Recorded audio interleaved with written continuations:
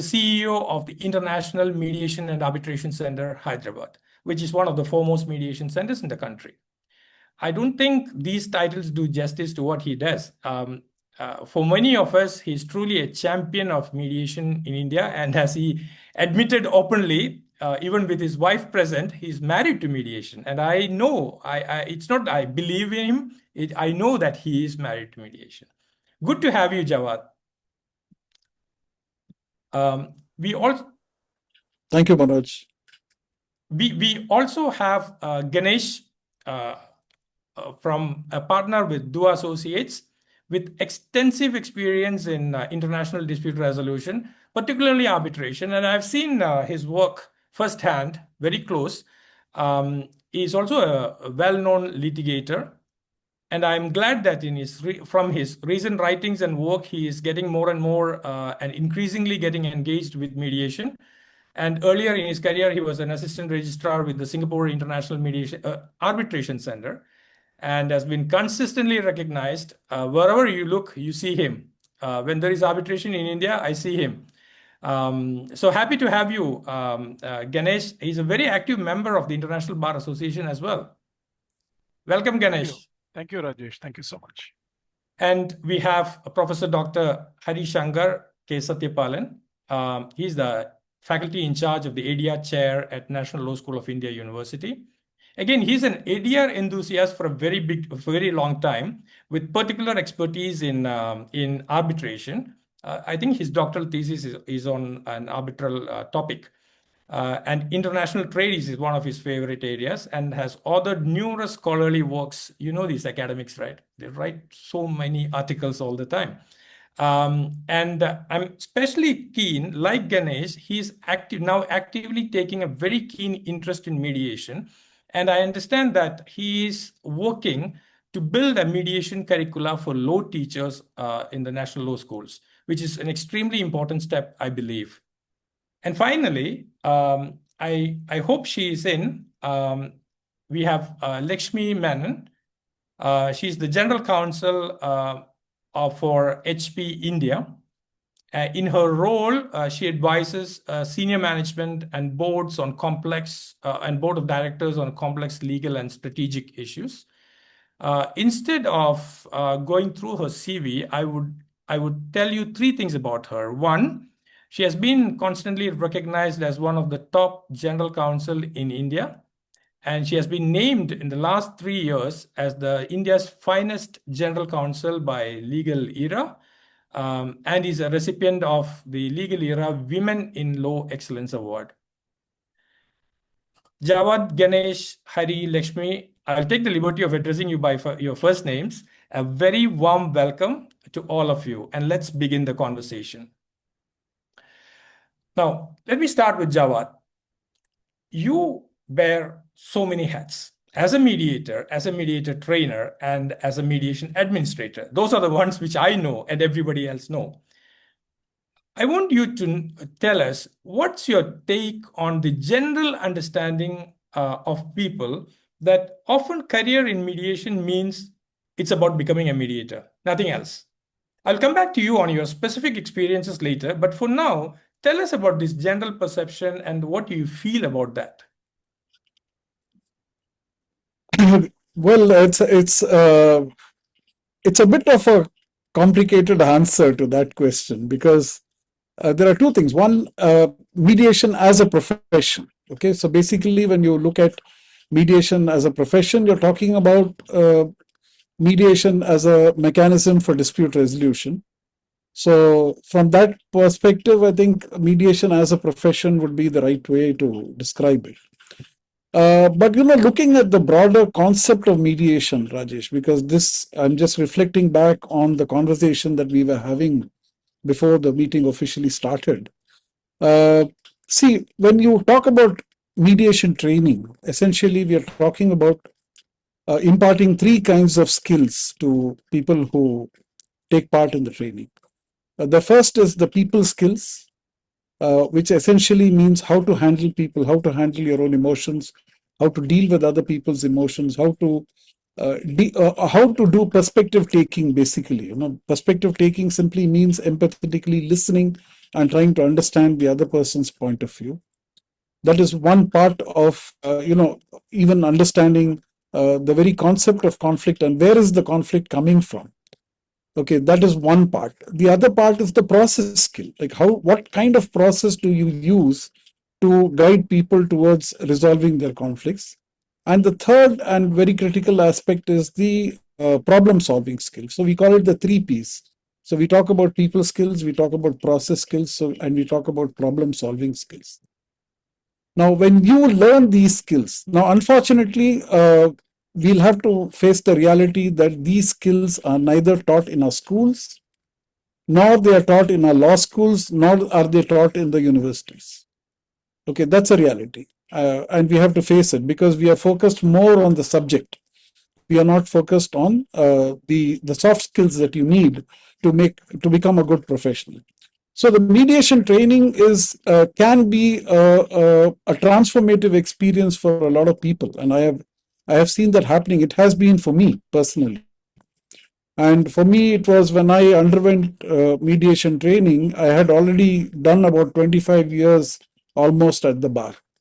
Okay, more than 20 years at least.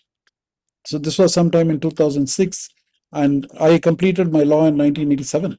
So after all these years, for me, when I underwent mediation training, for me, it was a eureka moment because I realized that what was missing in the justice delivery system was this aspect of dispute resolution. And how I see it is that, when you acquire these skills, it's not only that you become a professional mediator where you're helping people to resolve the disputes. There are a lot of inner conflicts that you're able to deal with. A lot of questions you ask yourself about your own biases. You're able to recognize your own biases. You're able to recognize your own prejudices, the paradigms of the world that you have, the perspectives that you have of different people. So you're able to question these things and you're able to deal with people in a much better way. So what we call as servant leadership, because the perception that a leader has to be strong, has to be brave, has to be in the forefront, and has to give the directions, has to have the authority. These are all, these qualities are actually not leadership qualities. These are hero-like qualities where the person who's the leader expects you to worship and look up to you. Servant leadership is where the leadership is very subtle. It's leading from behind. So that is the concept of mediation itself, because when you're helping people to resolve their disputes, you're not telling them what to do, but you're guiding them into a place where they feel that, okay, we should settle this, we should resolve this. And that is the servant leadership that we are talking about when you undergo mediation training. So as you rightly said earlier, before the meeting started, that this is a life skill. It's not it's not that you're going to be a professional mediator, but you're going to be a transformed human being, a much better person, maybe a better husband, a better wife, a better father, a better mother, a better teacher, a better colleague. So all these qualities go to make you a much better person when you undergo these trainings. Because many of us are born with these qualities, but many of us are not. For me, it was a journey. Personally, because for me it was a process of learning about myself, about learning to recognize my own prejudices, my own all kinds of things, my own issues. How do I deal with my own anger? How do I deal with my my response to somebody, or my instinctive reaction to somebody? Am I pausing to think, oh, am I right or wrong about this person? Okay, how am I reacting to provocation? If there is a sudden provocation, how am I responding to that? Now, these are all the skills that I was able to develop gradually over a period of time, because mediation training made me aware that this can be done. And this is something that you need to acquire. So that's how I see mediation training as, not just as a profession, but as a life skill that would help you to excel in whichever field you may be. Right. I'll stop here. Okay. So it is one of the, as I mentioned in the story which I recited at the beginning, it's often people mistake mediation training as a training to become a mediator.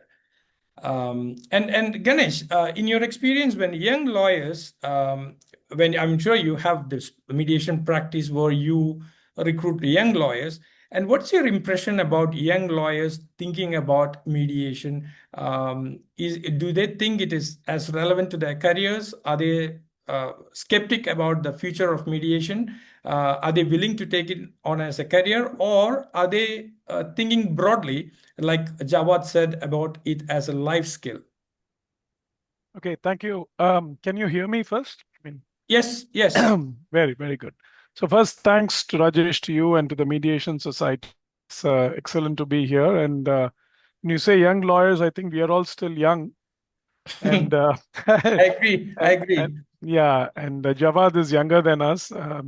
But coming to your question, Rajesh, when I first met you in 1999 in Singapore Ganesh, don't mislead them.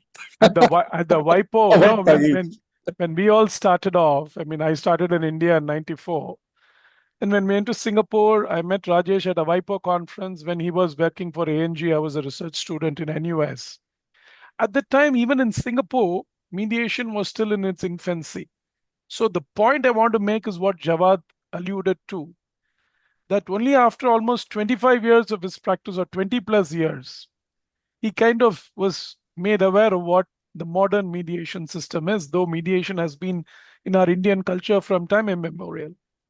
But today, the law student or a young lawyer who comes in knows much more about mediation than what we knew when we finished law. That is because of mediation competitions happening in law schools, number one. A lot of mediation emphasis throughout the media, especially the legal media. So when you look at students who come either for internships or for jobs as associates, they are all already well versed with mediation. They know what it is. And many of them would have done mediation competitions, they would have done prizes. But what I see is, for anybody when they start their career, they want to, of course, be in dispute resolution. Because mediation, except for some people who have the real social cause in their mind, I think the commercial aspect of mediation has to be promoted even more, which I wrote about it recently as well, for young people to choose that, have that as a paramount part of their practice.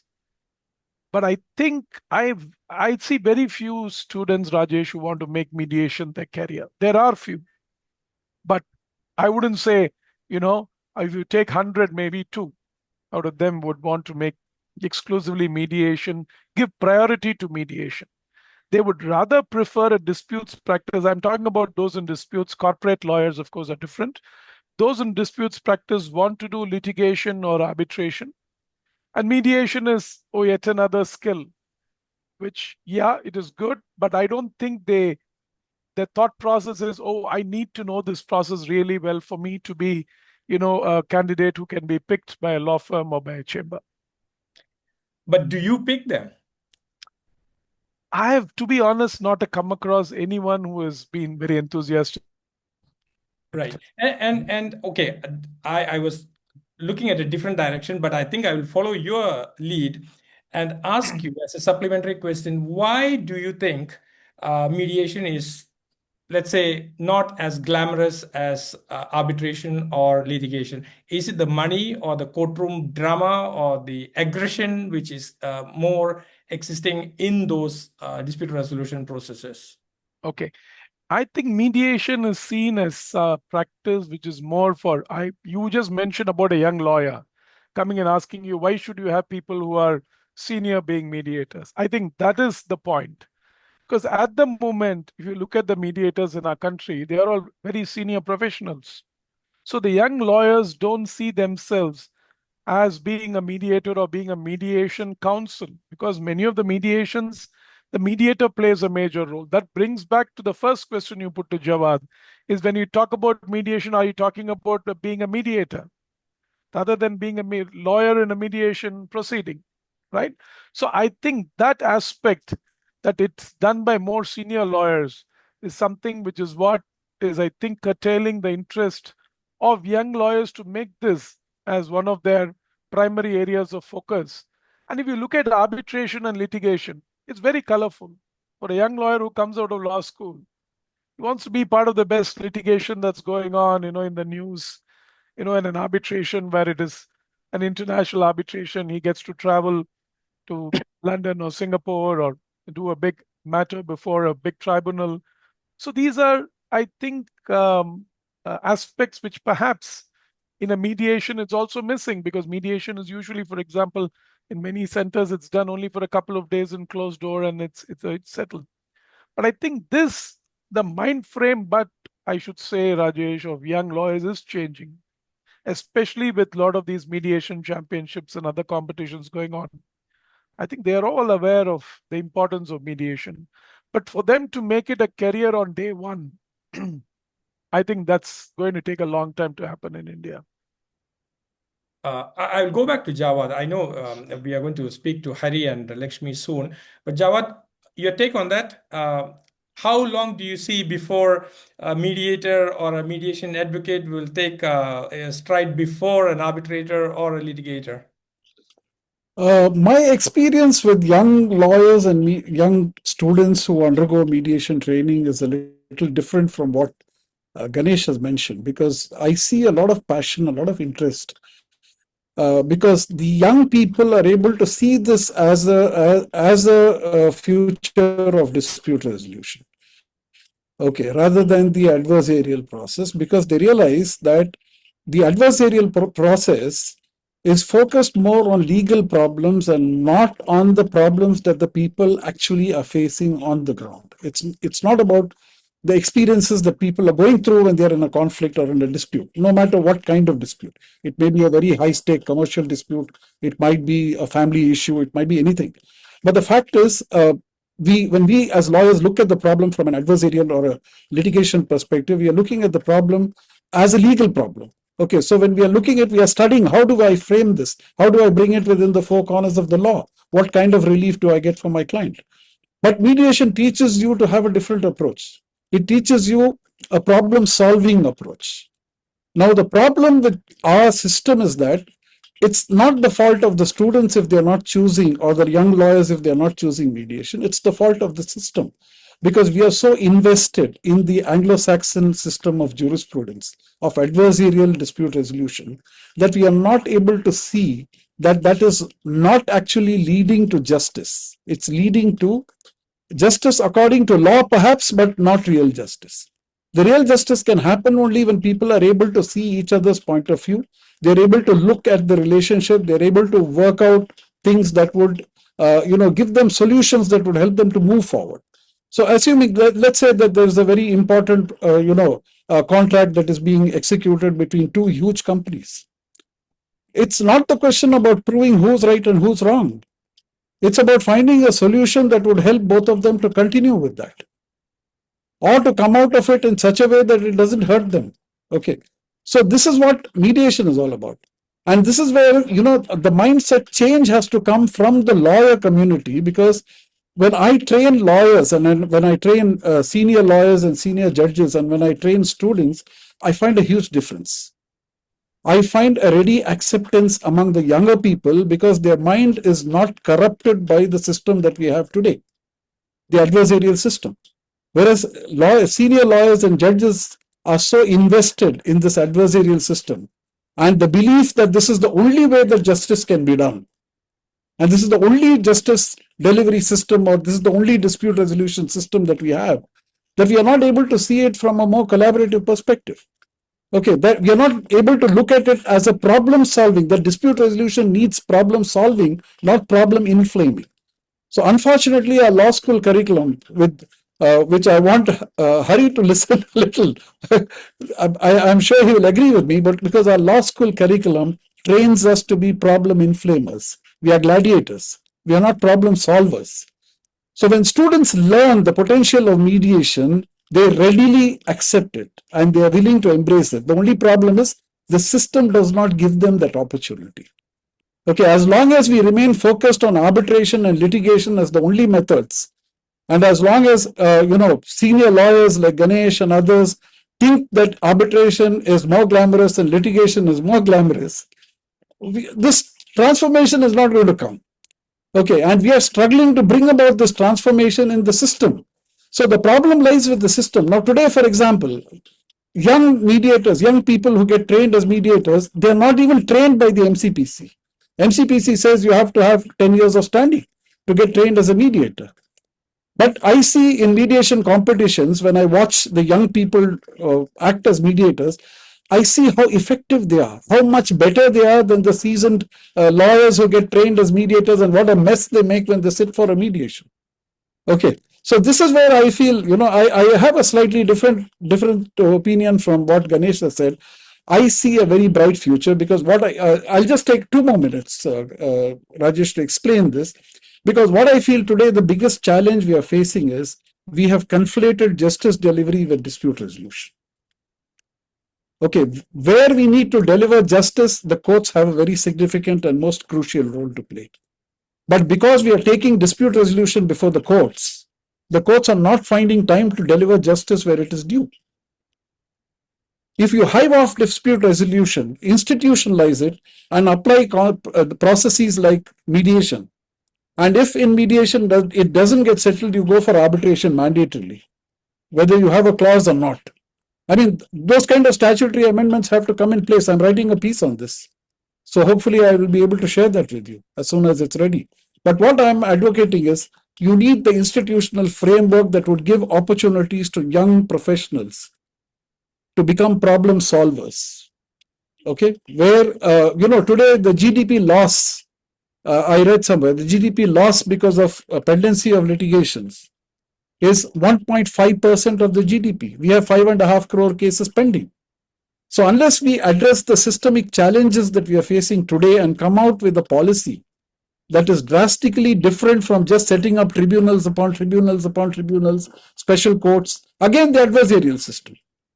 So unless you look at something which is different, okay, and somehow, mediation is perceived as a pro bono part-time job. It is perceived as fit only for small claim cases, fit only for family disputes. No. Mediation is effectively being used all over the world to resolve even high-stake disputes. The only thing is the legal community has to open its eyes to the potential and see that this is not going to deprive you of your revenue. It's going to increase. And it's going to give you much more satisfaction in getting your clients solutions rather than getting them judgments and decrees which they can frame and keep in their offices or houses. Right? So this is what I think the change of perception is what is required today. Thank you. And speaking about the money, and I think that may be a factor as well in terms of the. I'll just, sorry, Rajesh, on that point, let me just say this. Yes. Okay? Now, I did a mediation was referred to me by one of the high courts. Okay, I won't mention which high court. One of the high courts referred a mediation to me. It was a very hard-fought battle between two parties. After a very prolonged, sustained effort, we were able to reach a settlement. Okay. Now, because this was a court-referred mediation, the parties wanted to pay me a fee. I said, please go back to the court and tell the court to fix the fee. Okay. Now that the settlement required the appointment of an advocate commissioner to hand over the properties to the respective parties. Okay. So when the matter went back to the court and when the parties requested the court to fix a fee for the mediator, after all that, I took 3 months to settle this matter. The 3-month effort, the court fixes a fee of 50,000 rupees. And for the advocate commissioner, for each visit of the advocate commissioner, a fee of 20,000 was fixed. Now you can imagine, the kind of, the whole idea, where are we heading? Why can't you understand that mediation requires much more effort, right? When you don't recognize that, when you treat it like a, poorer cousin of arbitration or litigation, we are going to keep facing this challenge. Okay, so I become a little passionate when I talk about this because we can see that. And speaking of which, Ganesh has written an article about the payment, the need for a fair payment system in mediation. And I always wonder, I haven't studied the subject enough, but I always wonder why not the arbitration way of charging or billing. Why can't that be imposed in mediation? Of course, low stake claims get less money. That's fair. Yes. But when it comes to high stake money, and I remember Sriram Panchu once saying that should be the way to go rather than, one of the reasons, if I were a student, a struggling senior law student wanting to get into the career, I will be worried about the money I get. If somebody tells, as I get 3,000 for one settled case in mediation, I'm not going anywhere there. So maybe that is one area we may want to work on since you are here. Now I go to Hari. He will know exactly how the bright law students of India feel. He comes from the top law school in India. Still the first rank, right? The National Law School. Yeah, we take the ranking with a with a pinch of salt. Yeah, but it is. But it is. Okay, now, do you share the views of Ganesh and Jawad? They don't seem to totally agree, but what is the pulse from the ground? What does the student feel about mediation? Interesting question. Before that, thank you, Rajesh, and the Mediation Society for arranging this interesting panel and conversation, and thank you for this opportunity. So, talking about the law school, particularly my law school, the NLS Bangalore, I'll go back to what Ganesh had mentioned in his talk initially. Yes, there is so one instance. I can just take an example. Very recently, we had this intra university competitions for selecting people to go for external competitions, and it used to be at least maybe 5-6 years ago, it used to be the JESEP, the WIS, International Commercial Arbitration, both WIS Vienna and WIS Hong Kong. But interestingly, for the past couple of years, I was also an advisor to the Moot Court Committee. There is a lot of demand for the ICC mediation competition, not just the ICC mediation competition, all the mediation competition. So it's true that they have some awareness, and I see it's not the people who've studied ADR, the core course of ADR, or we don't have, as Javed rightly mentioned in the curriculum, we don't have a specific module on mediation, and we have compared to international arbitration elective seminar courses that we offer at National Law School, the number of people offering such courses.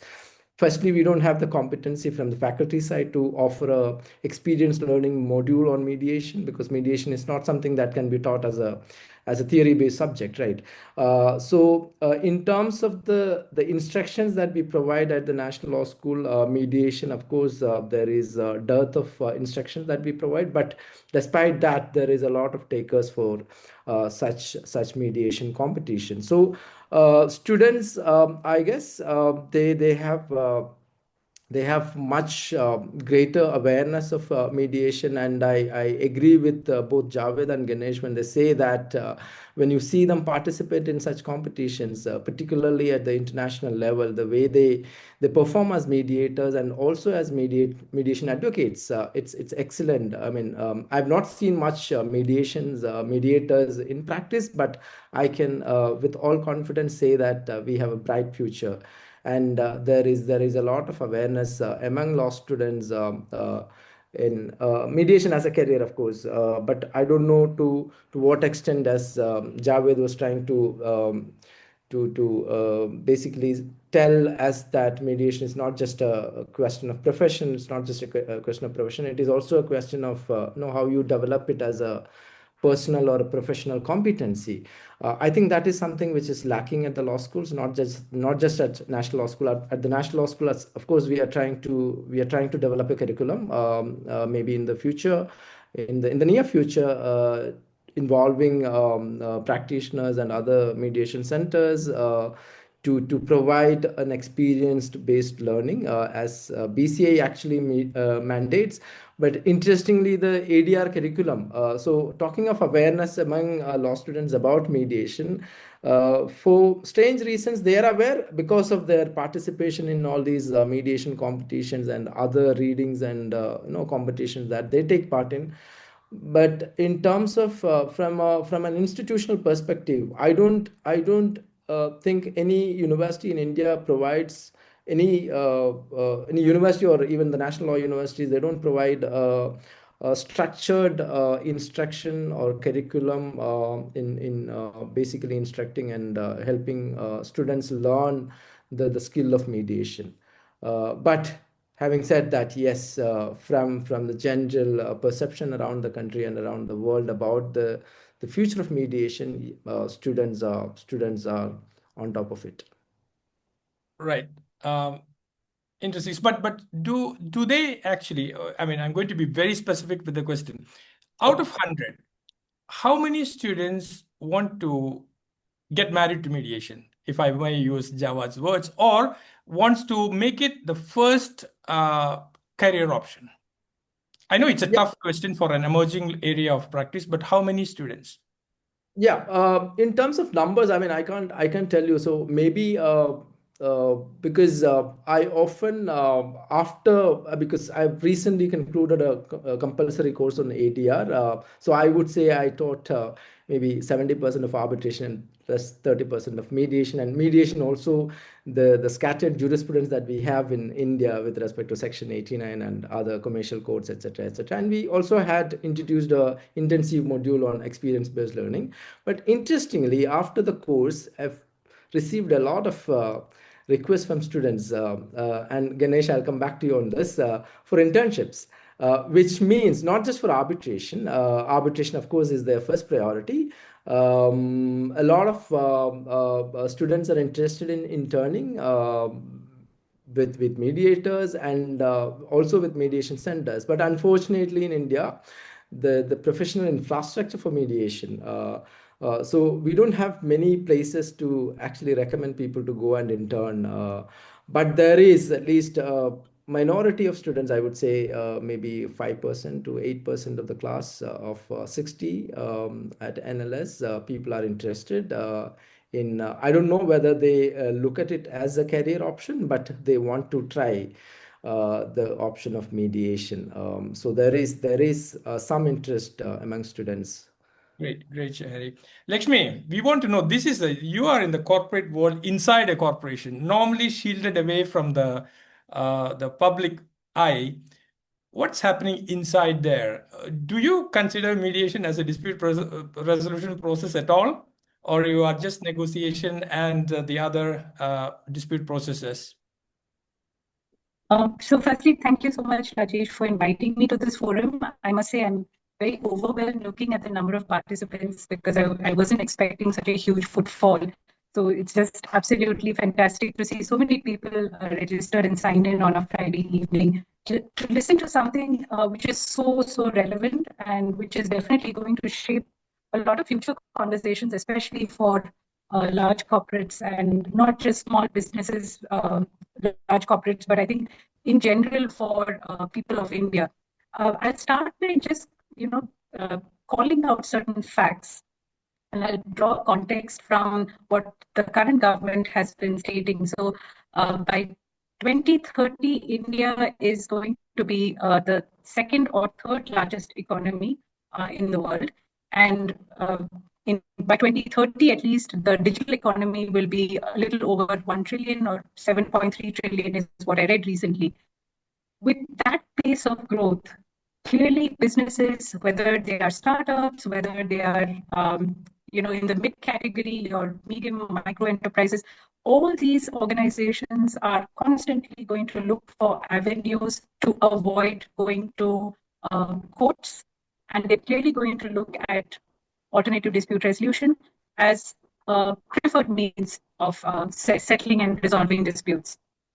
So it's not just the large corporates who are concerned about getting their disputes resolved through ADR, but I think across the board there is a sentiment, I would say, amongst entrepreneurs, especially with I would say there's a surge in terms of startups as well, right? In our country, India is has the second largest startup ecosystem in the world. So that also sort of influences, I think, the trend in terms of what sort of dispute resolution mechanisms we really want to rely on. And being an in-house counsel for the past 23 odd years, I can tell you that I've seen a paradigm shift in the way corporates look at dispute resolution.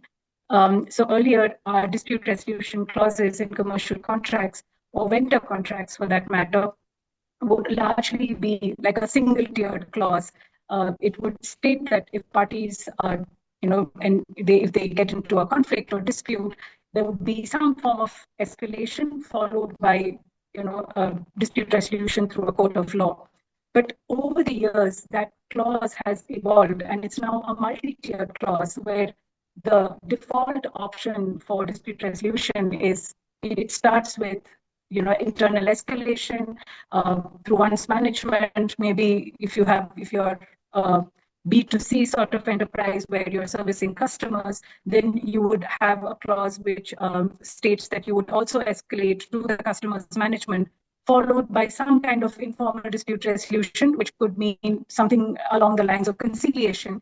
Then it would be followed by arbitration, and sometimes either arbitration or a court of law. But I think in the past 4 or 5 years, I see that more and more companies are conscious about the time that they're wasting, especially when they go when they have an arbitration clause in the contract. So mediation has been seen as a preferred mechanism to resolve disputes because, firstly, it gives you that level of, I would say, confidentiality, because most enterprises do not want their disputes to be known to the broader world. They would prefer that confidentiality. They would enjoy the benefits of having a flexible process, which mediation very conveniently offers, while arbitration also offers, I think, a similar sort of mechanism. Arbitration still has certain processes, and it's still quite formal in that sense. So mediation actually, reduces that formality, and it gives comfort to parties when they come together. I feel what I'm seeing, at least on the ground, because I've probably been part of so many disputes, supporting so many litigations over the years. As I think as a legal professional, my first instinct when there is a brewing litigation or a matter which is likely to escalate is to obviously bring, parties together. And to that extent, I think an in-house counsel plays a very strategic role, because you're not there just trying to preempt litigation. You're not just trying to put, processes and policies in place to improve the way you engage with your customers, but it's about also proactively identifying those trigger points where a customer can definitely go and, where they may just initially react with, say, something like they would send you a notice. But even before that, if you're able to anticipate your customer, and that's why knowing your customers or vendors or the third parties you work with is so crucial. And that's why I think our roles as lawyers, whether we are, mediators, whether we are litigators or we are academicians, I think it's very important for us to develop that intuition or that intuitive nature that we have, so that we are able to read these signs well in advance, right? So I think mediation helps play, doing a course in mediation definitely makes you a lot more sensitive, makes you a lot more mindful, because you start tuning into those softer elements of your persona, which otherwise you tend to, because as lawyers, the way we train is to immediately think of a solution. And we really do not listen to the interests of the parties, because they are the ones who have a dispute. They're the ones who have to come together and reach some sort of a middle ground or find a tailored solution, right? So therefore, I think it's so crucial when you're an in-house lawyer and you're advising your client, and it could be a large corporate, you may be an in-house lawyer, whatever your role is, I think the first step is, whether you're actively applying mediation principles or not, it's to constantly keep anticipating what's going to come next, what lies ahead. And also, I think in my day-to-day role as a general counsel, I think I'm constantly serving or acting as a mediator, consciously, unconsciously, right? We're constantly bringing people with conflicting interests together and trying to get them to work, collaborate. So I feel it's really important to recognize that. Just a few quick pointers I want to give before I conclude my response to this question. I think the fact that there's a Mediation Act now, it somewhere serves as a catalyst for the adoption of mediation now, since it's been formally recognized. Though it did not require that formal recognition, I think the fact that it's there somewhere serves as a catalyst for it to be adopted. The fact that the government has made it very clear that they would prefer to have mediation as mandatory clause in all their public sector tenders also gives further impetus to mediation. Well, I also want to say practically, they haven't done much to move the needle because we work extensively with the public sector, right? Around 70 to 80% of the business that Hewlett Packard Enterprise does is with the public sector. So all our RFP tenders that we bid for, they still continue to have arbitration clauses. Mediation is not really expressly mentioned, but every time we engage with many of these government departments, they are constantly reminding us that there will be a change in the dispute resolution clause and they will start incorporating mediation clauses. So that definitely is a very positive sign. So I think that's something to really look out for. The government itself warming up to this, a form of dispute resolution, sort of instills faith in, I think, people that it is a great mechanism to solve disputes. The other thing is that the judiciary itself, I think, has been consciously pushing for adoption of mediation. Of course, you have the Commercial Courts Act, which mandates pre-institutional mediation, etc. But that aside, I think even during COVID, the courts were increasingly approaching mediators or encouraging parties to adopt private mediation, which I think is a tremendous and positive step in the right direction. So folks like us having conversations like this, I think, would push that entire agenda forward, right? I know that law firms don't necessarily buy into this whole idea of private mediation. I've had so many conversations with some of our preferred outside counsels. They don't see it as a lucrative career or a lucrative profession as yet. But I still believe that this conversation is going to change over a period of time because, like I said, businesses do not want to get stuck with long drawn court battles. I just concluded 3 litigations last year, which were all almost 23 or 24 years old. So basically, those litigations started when I was still a law student. And that totally made me convinced that I do not want the folks in my team who report to me to sit with litigations which are legacy litigations for which are as old as 20 and 30 years. In fact, I closed a litigation 3 years back, which was older than me, right? So that constantly makes you realize that we have great frameworks, great processes, but they may not necessarily serve or serve the interests of justice. Therefore, it's super important that we take on and adopt means like mediation, which simplify the process of dispute resolution. So I'll just stop there. Got it. I think it is a high-level policy and principle discussion, which, apart from Ganesh, which for very good reason, I believe that money is a big factor in it, in lawyers not getting too attracted to mediation at this point in time. But he has a solution in his article as to how lawyers can be attracted to mediation. And money is a factor. I mean, when you start off as a lawyer, it does matter. So from that very policy level discussion, I want to really bring you down. I'm a law student. I have some idea of mediation. And my general perception is mediation training is for mediators to become a mediator. Now, I want to know, what are my options? If I learn mediation, 1, 2, 3, what can I become? Jawad, you want to tell us the basics for a law student? Sell mediation to me? Well, I've been dying for you to ask me such a question.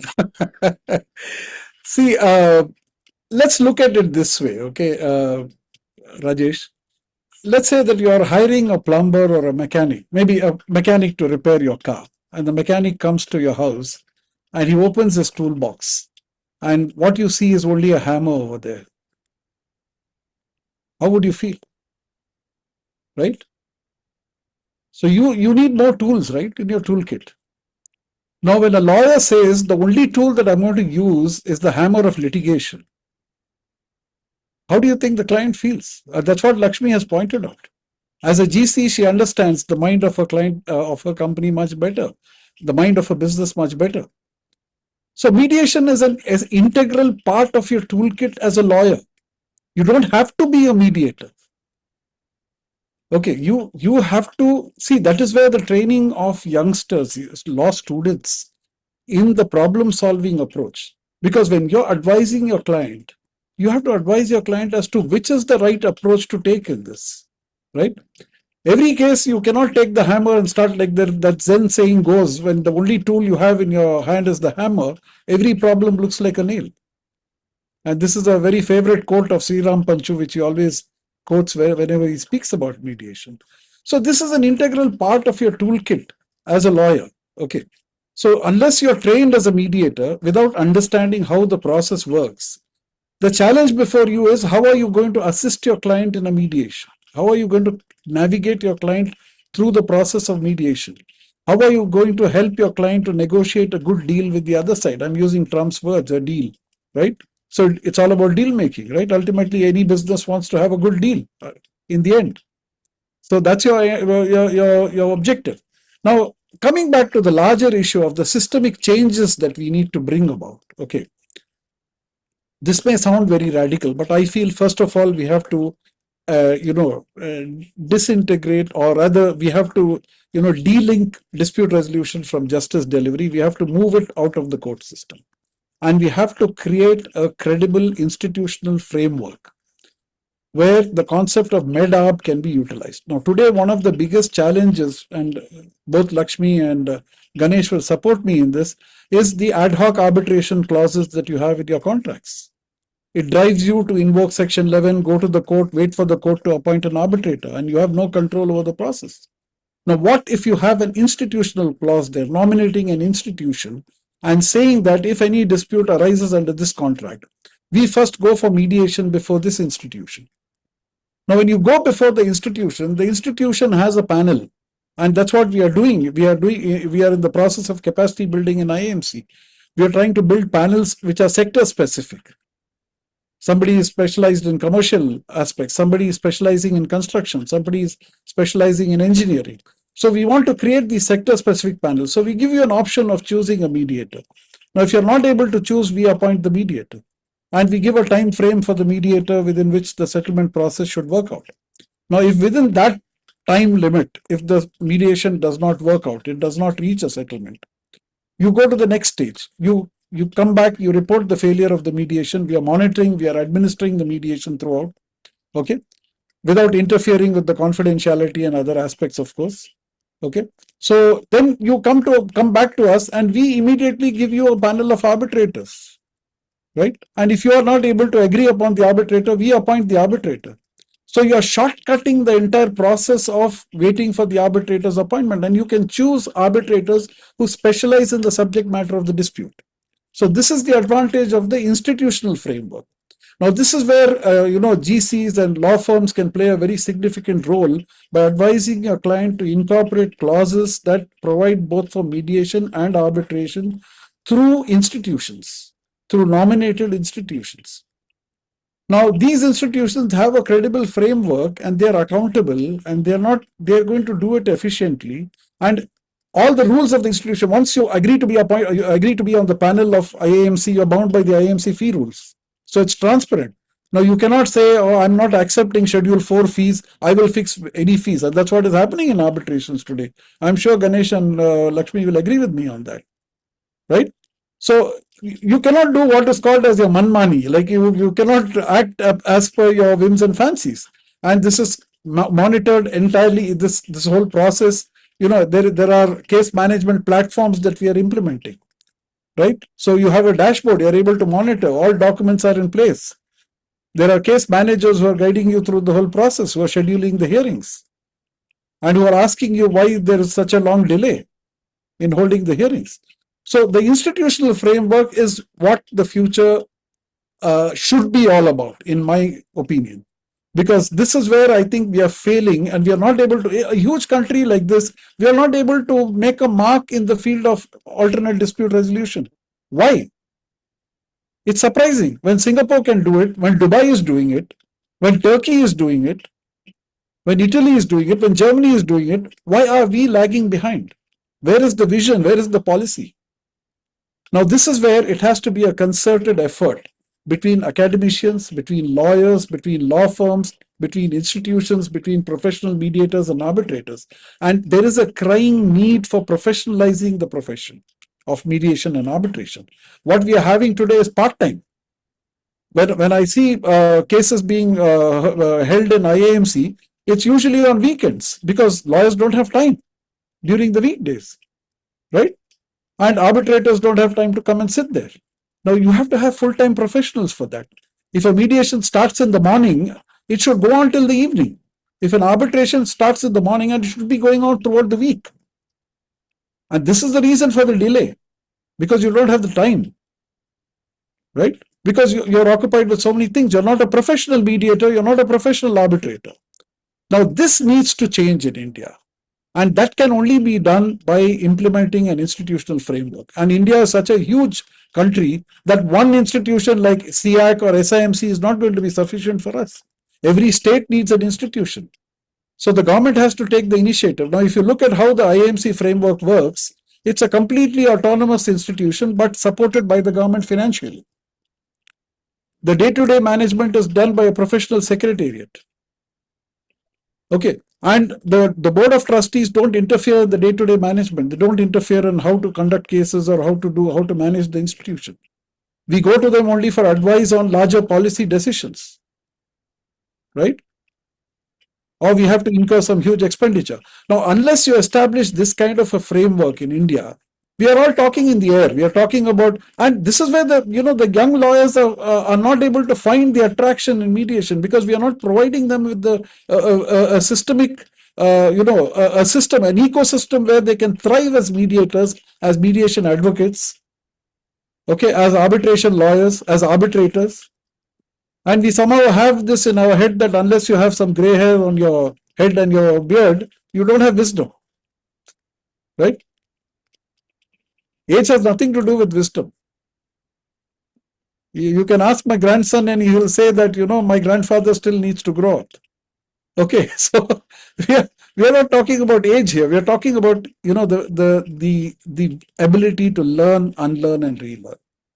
And today, that is what is lacking in our system today. So unless we bring about these systemic changes, and we all have to work together, we have to collaborate together, and that's the essence of mediation, right? True. Hari, getting it further down to the ground, you are a law teacher. I'm a law student. If you were to sell mediation to me, how would you do that? Of course, yes, the policy justifications, the voids in the policy, the concerns with the structure, and actually the law has been sitting there for the last 2 years doing nothing. All of those aside, if you believe in mediation, how will you sell it to them, to a law student? And I asked that question because we have a lot of law students here, and I'm going to give it to a lot of law students in the future as well, because this is going to be recorded and propagated to students. So how do you sell mediation to these students? Yes, policy level discussions are great, but on the ground, how? Yeah, very tough question. So I don't have an intention to sell mediation here, but going back to our initial discussions about, you only mentioned at your introductory remarks about mediation being a life skill, right? So I'll try and take some examples from my classroom experiences. So again, as you said, I'm not talking about mediation as a profession or as a career, because you have all these policy bottlenecks, infrastructure problems in India, but as a skill, mediation competency, I think, at least to me as a student of law and also as a teacher of law, has changed a lot over the past few years. So, for example, even when you teach law, as Jawad rightly mentioned, because of the Anglo-Saxon jurisprudence problem that we have, all the doctrine lauded subjects, any subject you take, whether it is international or constitutional law, we look at law from a very linear perspective, right? It's a rule-based system. And again, thanks to Donald Trump, because very recently, just last week, we had this interesting discussion in my class on international trade law about the rules-based international order, right? It's a very ambiguous term. But when you look at this particular issue, you can look at it as a very linear international law. I mean, an international order which is based on international law, maybe WTO law, any law for that matter. But if you look at the actual concept of that term or anything, I'm just broadly talking about law, your engagement with law as a law student, or maybe in the future as a lawyer, your perspectives of course expands, because you don't look at it as a rules based system, not just as a bare act or a black letter law, right? And I've seen this is particularly after that particular intensive module on mediation, I've seen people asking better questions. It's not about what is law, what is the legal position, what is the provision talking about, what the WTO appellate body has interpreted on this particular provision, but what do they really want to states, or even in domestic disputes. Let's take a family dispute or any subjects that you teach, right? In a dispute discussion, in a particular judgment, when you're looking at a dispute, whether it is arbitration or anything, constitutional judgments. So you ask better questions. What is the underlying interest? I think Lakshmi alluded to that point, right? From that positional bargaining point of view, I mean, slightly beneath that, there is another layer which is very interesting. It is a difficult job for somebody to, I mean, for lawyers, that is one of the problems why lawyers are not, particularly senior lawyers, are not interested in exploring that path, because it's a difficult task.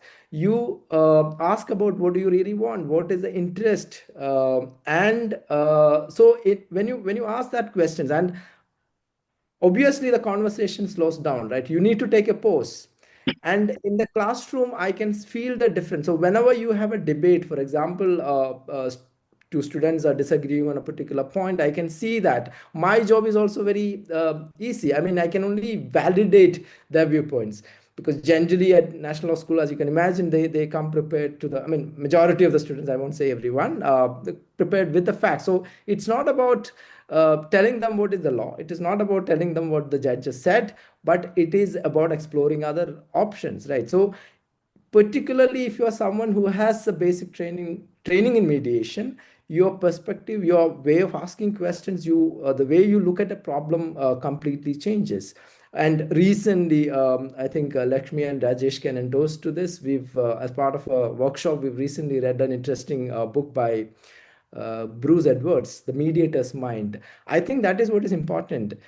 It is important for everyone, whether you consider mediation as a profession or as a career. But if you can cultivate that mediator's mind, which is very much again related to what we call as meditation or mindfulness. So Rajesh also mentioned that initially. So that's what is needed. So it's about basically developing your professional and personal competencies. It's not about looking at mediation as a career, as a part-time job, maybe in the future, but it is about learning a life skill. So I can see, I mean, from my experience as a teacher, and also looking at students, the way they interact, the way they approach a particular problem has changed tremendously once they've undergone a basic training of mediation, part of their ADR Right. course. I can also see that the way I articulate problems, instead of just interpreting a particular judgment of Supreme Court of India or a WTO appellate body, I can articulate it from an interest. I mean, I can also go underneath and see what is the underlying interest of the parties, and this is what students also try to implement, and that's a great life lesson, I believe. Excellent. Ganesh, Lakshmi, I'll come back to you in a few minutes. Ganesh, Jawad mentioned that, yes, you can be a mediator, but more importantly, even for a lawyer who may not practice mediation actively, it's a part of their toolkit. If you don't know what are the options, I mean, remember when we joined, you mentioned about the Singapore, when we joined some of the law firms at that time, they used to provide practice areas or services provided in the law firm websites. They only do that. They have changed. I remember Linklaters changing it first. to offering solutions. And I guess the clients come to you not anymore for your services or to go to court. They want business solutions. Lakshmi was saying that they want business solution as fast as they could. So, Ganesh, do you see a shift from a client coming to you, individual or organization coming to you for let's go to court or sue them, kill them in the court or whatever, to I want a solution to my legal problem? Is there a shift happening there? Yeah, hi. Yes, definitely, Rajesh. There is a shift among some of the top corporates, I would say, and multinationals. Yes, they'd look for solutions.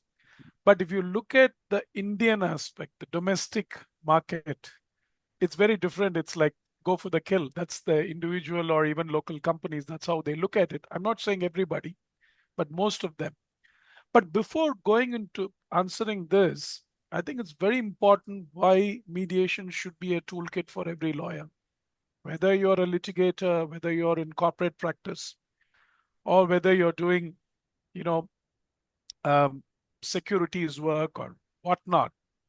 Why is it very important? Because even if you are a corporate lawyer, when you're drafting contracts, you need to put in dispute resolution clauses. And it's paramount, as Jawad mentioned, for you to have a multi-tier dispute resolution clause. Like first attempt mediation, if doesn't succeed, you go to arbitration. And why is it important today in the Indian context? Mainly two reasons. One, the Commercial Courts Act in India has a mandatory mediation that parties need to go through pursuant to Section 12A of the Commercial Courts Act. So if you're not going to know what mediation is all about, and you want to be a top commercial lawyer, how are you going to do this? The exception to that is, of course, if you want an urgent interim measure of protection, then you don't need to go through that process. And sometimes lawyers try to circumvent and say, I need an interim order, so therefore, please exempt me from doing this. And many a times when you go through the process is also, it's just for the sake of doing it and there's no successful mediation, you go back to court. So therefore, every commercial case, now today Lakshmi was talking about cases going on for so many years, 20, 23 years. There's a fast track procedure in commercial courts. There's a case management system that is to be followed if it is done properly as per the Commercial Courts Act. So every litigator, even if you want to be a top litigator, if you do not know what mediation is, how are you going to go through this process of mandatory mediation? Number one. Number two, Lakshmi also pointed about the Mediation Act today. Unfortunately, most of the provisions are yet to be notified, but it's only a question of time that will be done. A very important aspect, a very recent development that has happened, which everybody needs to know. It was said even in the business of HP, for example, she said maximum is done with public sector. In fact, I can tell you, and Jawad, Rajesh, you also know, the maximum litigation in India, the biggest litigator is the government and the public sector. The PSU arbitration is the biggest arbitrations. It's in thousands of crores. Today, the finance ministry has come up with a circular in 2024, June 2024, that for matters where the dispute is beyond 10 crores, they have recommended that you should probably consider, very carefully if you're going to put an arbitration clause. They say within 10 crores, you have an arbitration clause. More than 10 crores have mediation. It's like a reverse psychology. So it's like completely shift. Don't choose arbitration. What's happened because of that? You have mediation clauses. If mediation fails, you have to go to court. This, in my view, could be an extreme measure. But I think, because we have also lobbied, because I'm also part of the IIAC as a part-time member and all that. But anyway, coming to the point, we have been impressing upon the concerned stakeholders. Yes, this could be could be an immediate solution for you to, because arbitration, as you know, though we have a 12-month time period to make an award, the Section 29A today, it's the post-award scenario that's a problem. You takes a couple of years for 34, then appeal to a division bench 37, and then to Supreme Court. You're looking at 5 years at least, even though you have 12 months for the award. So if this circular and NHAI has come up and asked the government today. There was a committee is asking, how are you going to attract investment? If you're going to just say mediation, if it fails and it goes to court, you and I know that once the 1,000 crore matter goes into the court with documents, one room full of documents, or now few computers full of documents, it's going to take forever for a trial to be conducted of that nature. So all the more this mediation, part of that dispute resolution system has to be effective.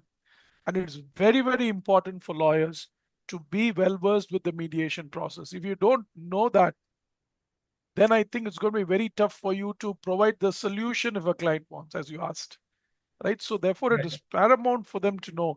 And the question that you asked, the Hari, how are you going to, or even to Jawad, how are you going to get a law student to, to be attracted? You must tell them this is very important, because today, all your dispute resolution in big ticket matters, you have to attempt mediation first, because PSUs are going to put that clause. Second, in commercial litigations, you have a mandatory mediation. And on a lighter note, tell them not to get married to mediation. Tell them to have a date with mediation. They'll be more interested. Right. Thanks, Ganesh. Lakshmi, I'll come to you. You had a Rajesh, just one lighter comment. I will feel jealous if everybody gets married to mediation. I see. It has come to that, huh?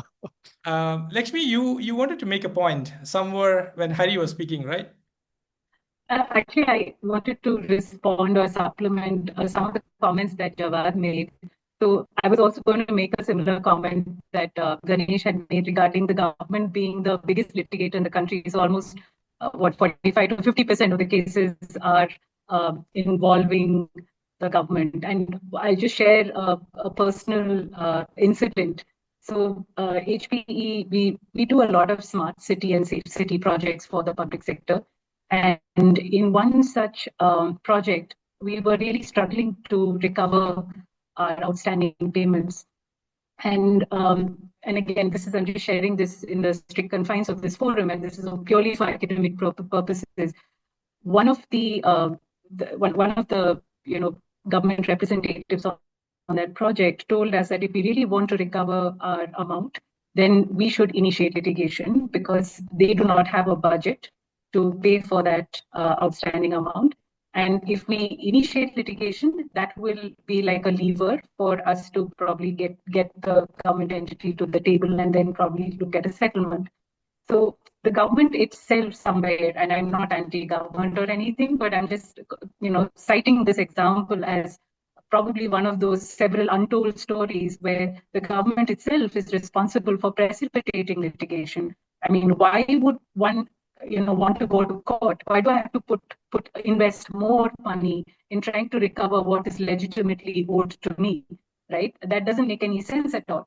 And because the amount was so significant, we took that advice and we did litigate. Normally, companies like large multinationals, we do not want to litigate against the government, because you always run the risk of blacklisting.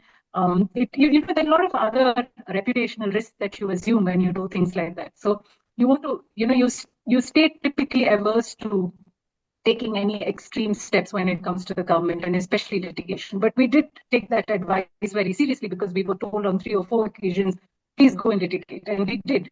And we had an arbitration clause in the agreement that we had. And similar to what Jawad said, Section 11 of the Arbitration Act had to be invoked because the arbitrator was a sole arbitrator. It was somebody who only the government had complete or sole discretion to appoint. So obviously there's that element of bias, and therefore, we have normally in a tender situation, and this is for all those commercial attorneys and wannabe commercial attorneys, you will soon learn that the dispute resolution clause is the very last clause you will review, meaning it's not even given the kind of importance it should be given, right? But as you become a seasoned lawyer, you get more sensitive to that clause, and then you learn how to position it and negotiate it. And normally, customers don't even want to listen to any points that you have on dispute resolution. They're like, please, are you sort of insinuating that you're going to already, you're going to start a dispute? And is that why you're so fixated about this clause? Is what they, normally the response we get when we start discussing dispute resolution. But the limited point I wanted to make was we initiated the litigation because it was arbitration. The matter, it's been going on, the challenge, the Section 11 challenge to appointment of arbitrator petition has been going on for more than 2 years now, right? And the opposing counsel has constantly been seeking adjournments. It's been so frustrating. So I just wanted to say that, I think if we have to really promote mediation, I think one of the things I would submit is the government itself needs to walk the talk, because they need to take some definitive steps in showing and demonstrating their commitment to whatever they have said. And secondly, and play an active role in actually bringing down the number of cases and perhaps not advising all their vendors to go to court, right? And the second point I just wanted to make is, and that's why I started my initial first response when I spoke about, the 1 trillion economy and, 1 trillion plus economy. The reason I brought that reference was because, see, we're moving largely into an economy where we cannot, companies, organizations cannot afford to keep fighting long, drawn disputes. We need to have shorter time frames for resolution. We need to be more pragmatic. And the thing is, all of us, the world is shrinking into a smaller space in that sense. So you cannot afford to have active disputes, because when you go and bid or whatever commercial engagements you enter into, the first thing that, a large company who is going to give you a project, what they're going to evaluate is what significant litigations do you have, and is that threatening your solvency, right? So I think these points become very critical, and how you view litigation and how you view dispute resolution and what sort of a company you are, gets determined based on these kind of statistics. So it's so important to be sensitive to those things as a lawyer, because whatever you're doing when you're representing your client, and especially if you're representing a corporate, you want to advise your corporate well, because you know that you're going to end up working with that, the person who they are opposing today is probably going to be their biggest customer, 5 years down the line, 10 years down the line. So they cannot afford to stay, with locked horns and, stay obstinate and say, no, we're not going to settle. So it's very important to have a commercial plus, I would say a business friendly commercial mindset, and always look at ways in which you can improve the relationship. And I think that's one of the fundamental tenets of mediation. How do you improve the relationship between the parties? Both the parties have to walk away feeling good about what they came and agreed, right? And nobody talks about that mindset. Like when we spoke about the mediation mindset, we spoke about other elements, but it's honestly about that human element of having reconciled, come together. Even if, it's not about giving up something to settle for something else, but it's honestly about, we came together, we discussed it, and we probably enhanced the relationship, right? And that's exactly what I think the future is going to be about. And therefore, our young lawyers here in the group, I would highly encourage you to look at mediation. Yes, it's important. I think the lucrative part, and whether it's money making, etc., is one important part of the dialogue, but also look at what an important tool it is when it comes to, settling matters which are super critical, complex, and you're developing deep skills over there, right? Those are not easy skills to build, like Jawad and Ganesh and Hari mentioned. So focus on building those skills, because that's what's going to make you, I think, stand out in a group of people who would otherwise push you to say, no, let's litigate, let's do this, let's do that. Right? So that was what I wanted to share. Okay, so I'm going to say that it's 8:30. We were planning to finish by 8:15. And this is what happens when we speak with people who are genuinely interested in mediation happens. And I have a few points to say as well, but I'm going to refrain myself doing that. I'm going to try to distill what you have said in a few minutes. And then I want you to prepare a 1-minute advice to aspiring mediators.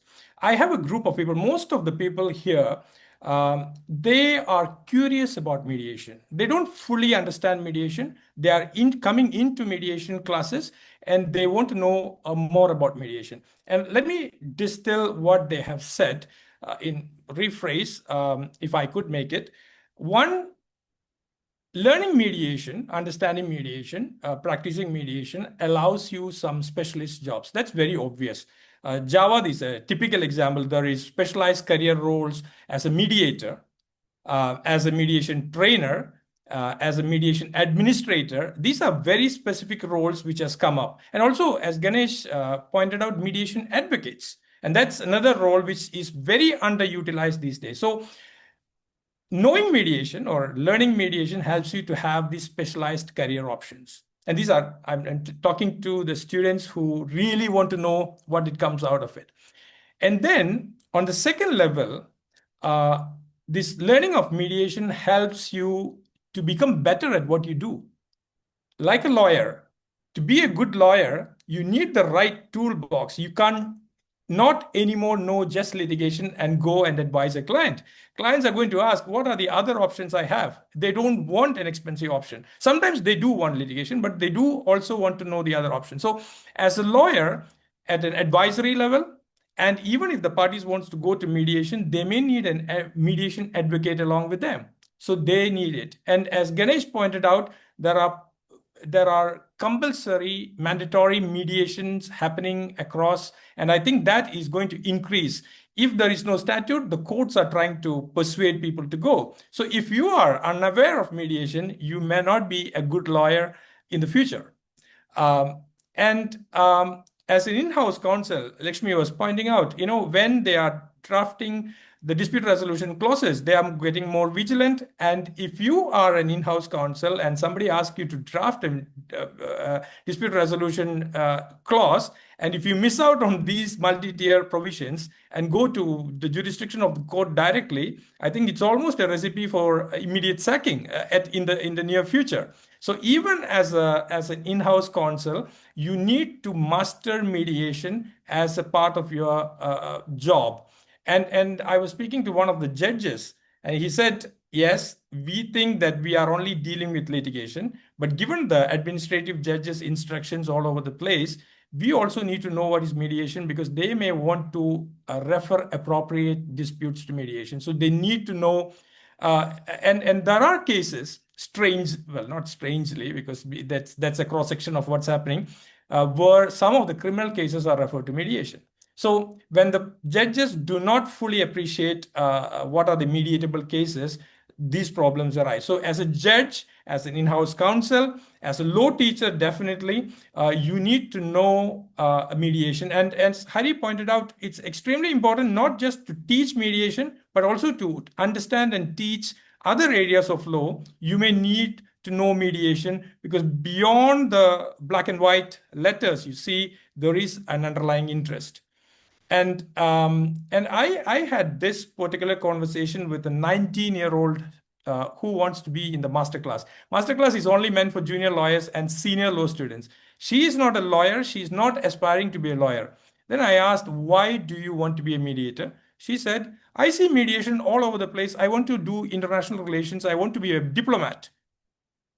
There are avenues, and this is a 19-year-old, took me to task, said, that is why I want to be. Come to your class, and we allowed her. I don't know what exception I relied on, but we allowed her to do that. So what I'm trying to say to the audience is, one, there are specialized jobs available for when you learn yourself in mediation. Second, in your profession, to do it better, definitely you need help of mediation. Definitely as a lawyer and in-house corporate and in the legal industry, and even outside, as I mentioned. And then perhaps, I'm not a very, I don't preach values. I don't care. That is your business totally. But to be a better person, in the sense to be a very effective person in a social setup, even in a personal interaction, I think mediation helps. Same reason why Hari said that. Hari said, when you are mediation trained, you think about why and collaboration and solutions, rather than quarrel and fight and defeating and winning.